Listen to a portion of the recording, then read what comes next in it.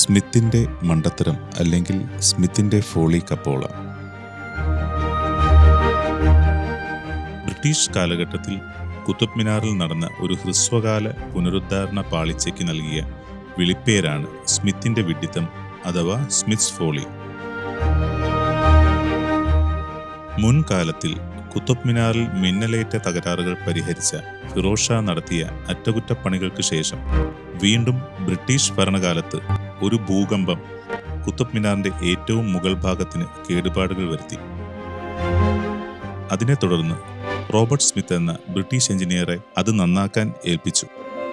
തകരാർ പറ്റിയ യഥാർത്ഥ രൂപകൽപ്പന അറ്റകുറ്റപ്പണികൾ തീർത്ത് പുനഃസ്ഥാപിക്കുന്നതിന് പകരം മുകളിൽ ഒരു വലിയ വൃത്താകൃതിയിലുള്ള ബംഗാളി രീതിയിലുള്ള താഴികക്കുടം അദ്ദേഹം ചേർത്തു.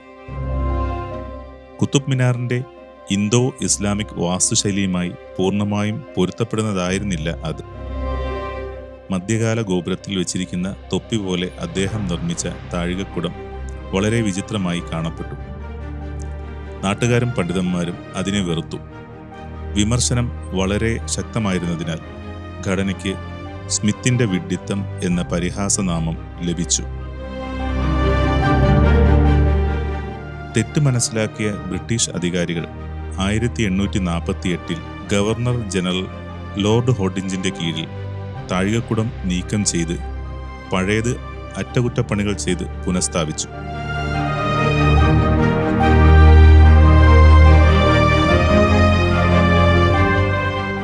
പൊളിച്ചുമാറ്റിയ താഴികക്കുടം സമീപത്തുള്ള നിലത്ത് സ്ഥാപിച്ചു.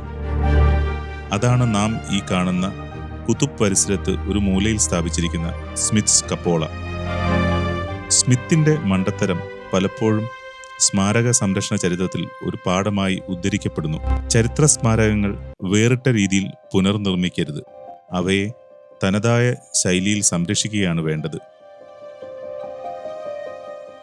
ഇന്ന് ആ വീണുപോയ താഴികക്കുടം കൊളോണിയൽ കാലഘട്ടത്തിലെ പരീക്ഷണങ്ങളുടെയും യഥാർത്ഥ വാസ്തുവിദ്യയെ ബഹുമാനിക്കുന്നതിൻ്റെ പ്രാധാന്യത്തിൻ്റെയും കഥ നിശബ്ദമായി പറയുന്നു.